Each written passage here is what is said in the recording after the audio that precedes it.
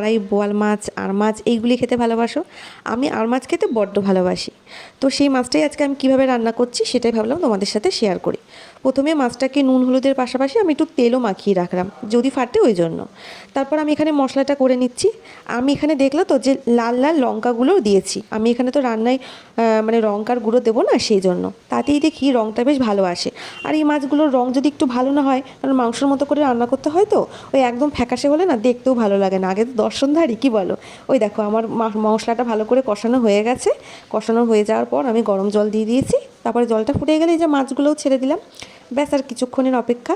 আর আমি যেটা নামানোর আগে দিই এই সমস্ত বিশেষ বিশেষ রান্নায়, মানে যেগুলো একটু দুতে পাতে করি, প্রতিদিনের কথা আলাদা, তখন না আমি ওই গোটা গরম মশলাটা শিলে বেটে দিই।